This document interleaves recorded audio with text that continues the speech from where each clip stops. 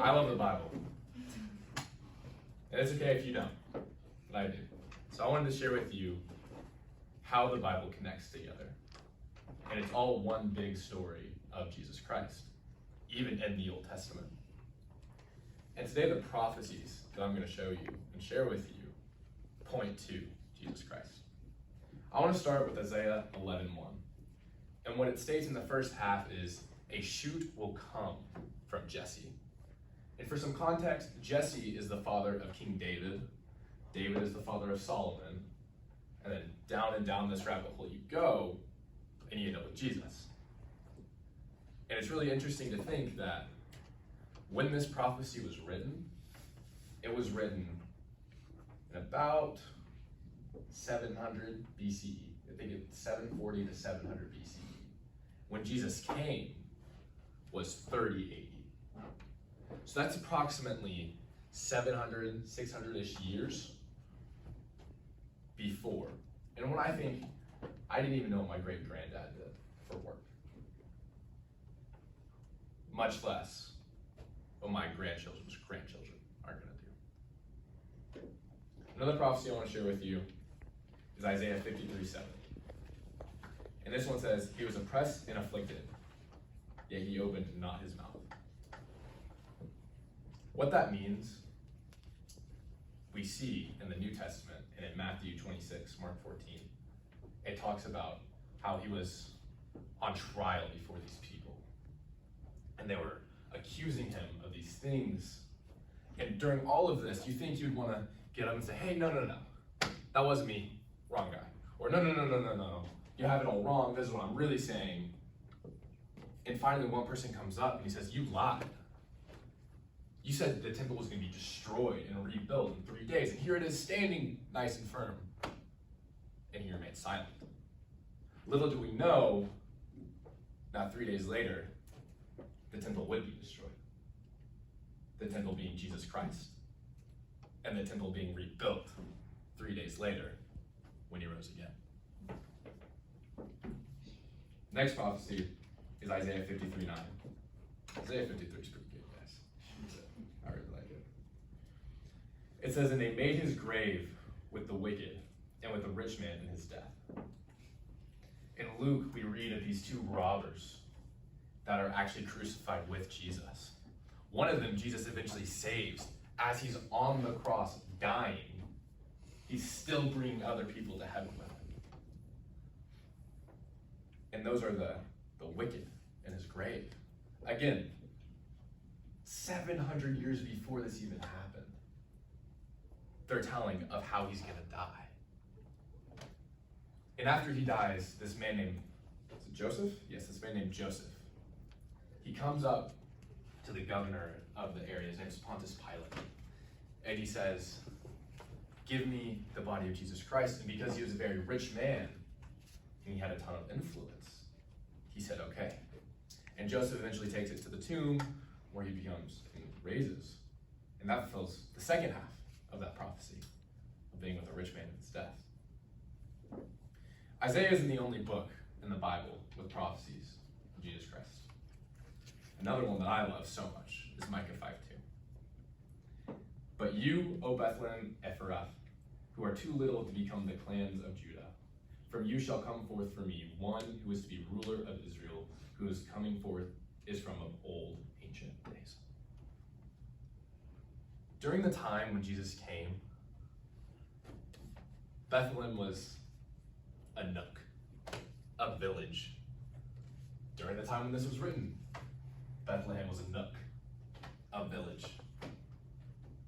Why would the ruler of all of Israel, King David's descendant much less, be in this nook?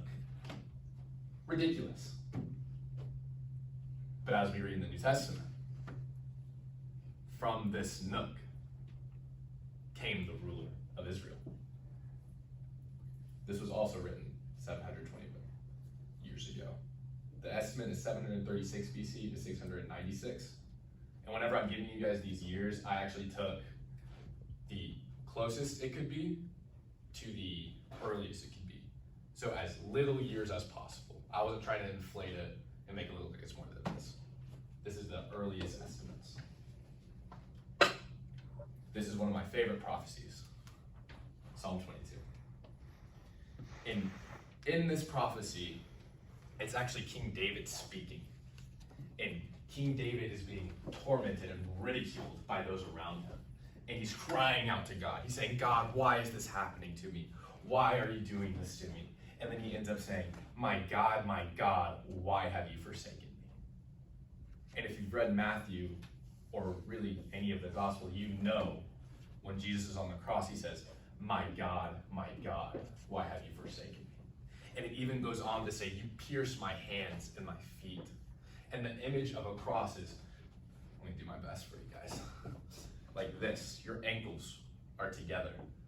The nails driven through your hands into the wood and your feet pierced. And then King David, years, hundreds of years before Jesus is put on this cross, is saying, they cast lots for my garments.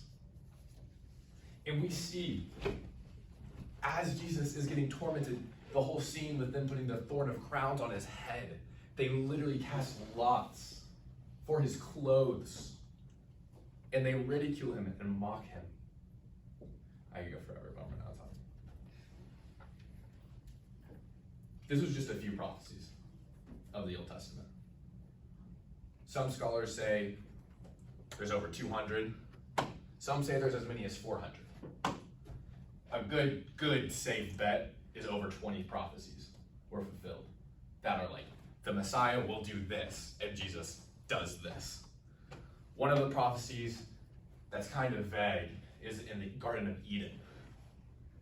And it talks about how the serpent, you struck the man's heel.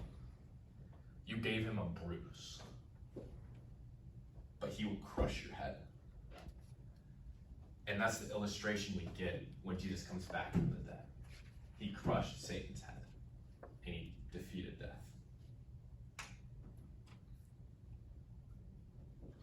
The best benefit of studying these prophecies, it gives you confidence as a Christian.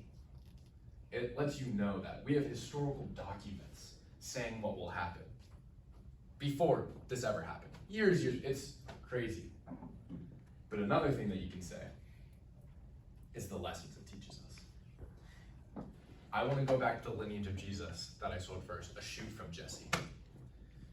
Some of my favorite stories in the Bible are of Ruth and Rahab. These women who, by all means, should not be in the lineage of David or of Jesus. But it shows how God uses you no matter where you are. These women were put in this circumstance. These circumstances by not means of their own doing. They had no reason to be here. Rahab was a prostitute out of necessity. And God said, I'm not going to leave you where you are. I will use you for my greater plan. Psalms 22, where King David was crying out to God, gives us a picture of what the suffering would be like if we were to be in his place. The anguish, the crying out to God. That's what I want to leave you with today. The reality